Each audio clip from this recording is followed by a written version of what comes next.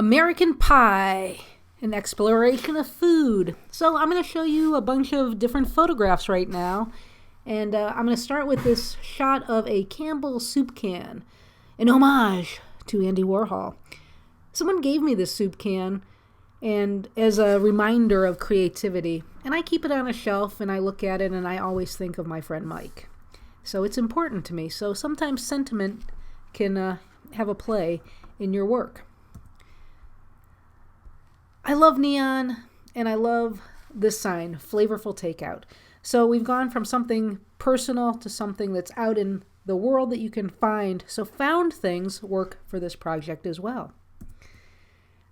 I did not make this image, but I love it. It's a healthy variation on an ice cream cone with vegetables. It's a triptych, 3 images that go together. Look at the color relationships in here. It's a fantastic photograph, quite beautiful. And it's kind of makes you want to eat something healthy. A nice close-up of these little, what are they, crawfish? You can see that they're in a basket. There's just a ton of them. And the color, it's a unified color across the entire scene.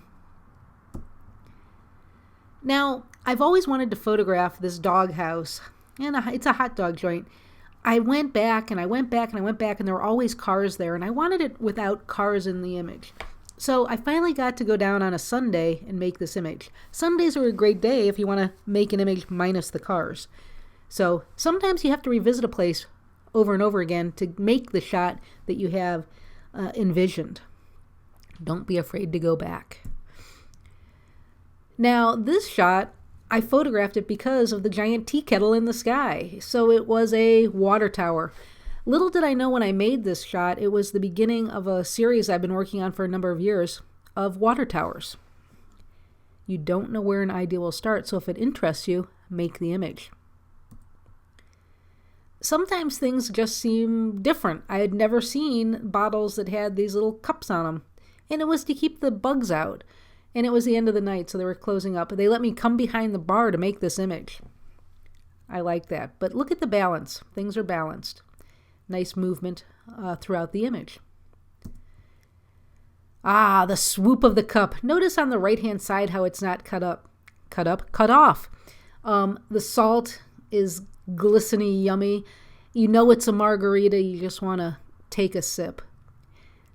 I would call this photolicious. Now this image, I shot it a couple of different ways. I shot it once with focus on the Park Central, once with the focus on the drink, and then I played with different compositions and stuff. I went with this because the drink is what was most important, and you could read the Park Hotel in the background. So it's got a nice swoop on the right side. You still have that continuation of the edge, and then it's cut off at the bottom where it's weighted down. So you've got a cut off of the text menu at the top, or business card, or napkin, whatever it was. It just works. A nice tight shot, lots of things being cut off, but you know what it is. You can see it's a flight of drinks, a flight of white wine and a flight of red wine. Playing with these napkins and menus to let you know where you're at, and the balance of that, not straw, whatever those things are called. I'm drawing a blank. The thing that sticks into the cherry of this old-fashioned. Looks quite good. Now, this was illuminated with a friend's smartphone's flashlight. So the place was very, very dark. And I wouldn't have been able to make this image unless I had a little bit of additional light to flash into that. And it wasn't a flash, it was a continuous stream of light. And I was able to direct their hand to where I wanted the light. So don't forget that you can do that as well. Now this one, coffee. I love coffee. And what I love about this photograph is that it almost looks like a heart up at the top. The shadow becomes a heart. So for my love of coffee, this makes you want to drink away. And then you can see the strong light in the coffee itself, just poured. The aftermath. Not every photograph has to be clean, pristine, and new. This is what happens after you enjoy a good meal.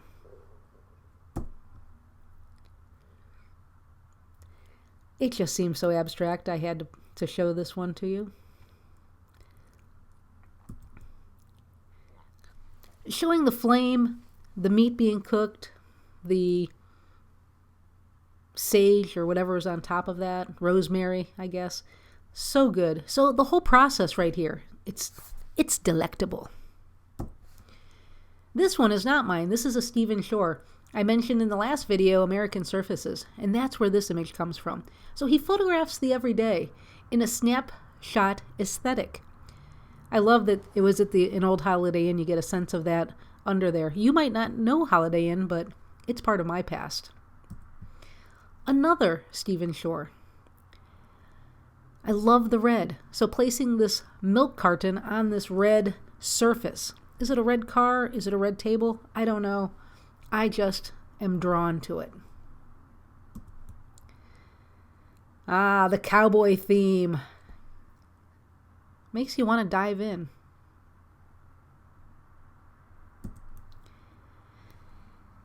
Some nice placement here. Everything is thought out. So the background was chosen, the fruits were chosen, everything was lined up, everything was lit. This is stuff you can do. You might even have a tablecloth like this at home, where you can put your fruit on it to mimic the fruit that's actually the pattern of the cloth or wallpaper. I think it's a tablecloth. But how fantastic is this?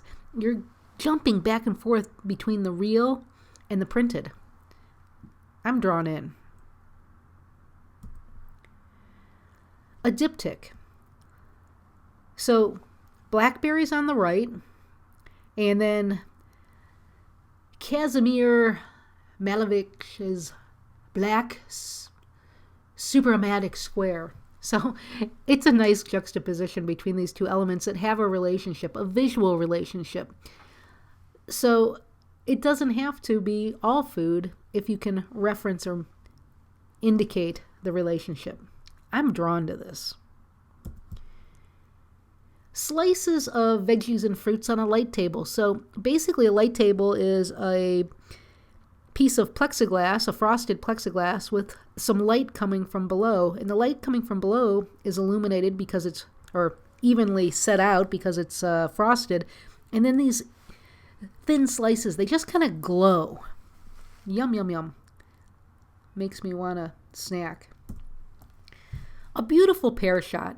So real simple, that's just paper folded in the background to give some interest. So if you're photographing in your kitchen, it can be really chaotic and distracting. And something simple is just make a set using paper. A lot of times you guys want to use sheets and things like that, and they're all wrinkled, and it doesn't necessarily work with the image. So think about what you're making or what you're using as a backdrop.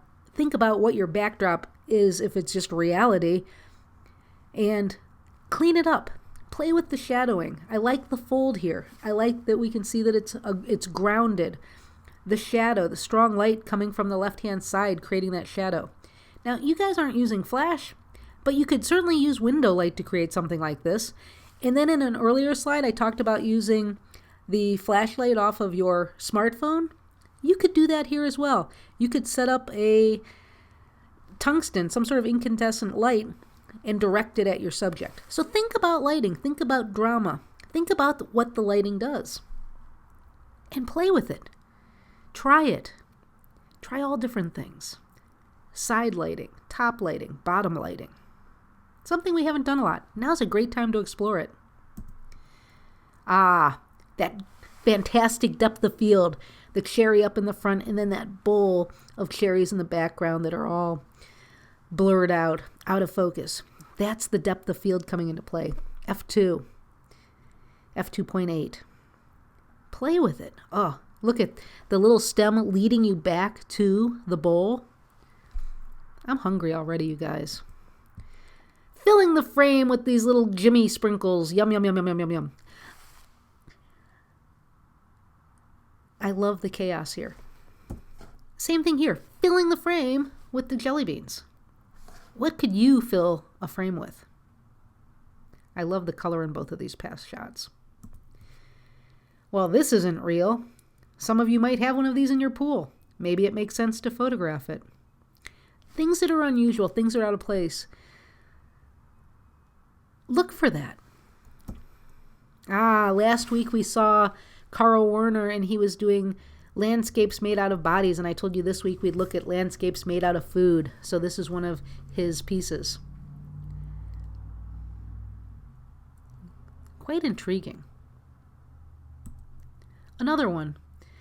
The bread becomes the hills.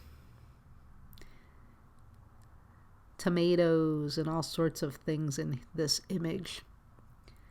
Create your own landscape. What food do you have that you can build with? This little walk-up spot. I'm guessing on this because it's so black that he took out, or she, I'm not sure who the artist is, but they took out all of the background information so that these objects, these little buildings just glowed with the interaction. Another one. Pretty incredible. Well, a well-stocked shelf. We might not be seeing some well-stocked shelves. So if you're out and about at the store, do you want to make images? We have a lot of specialty shops here in Vegas. You might visit one of those.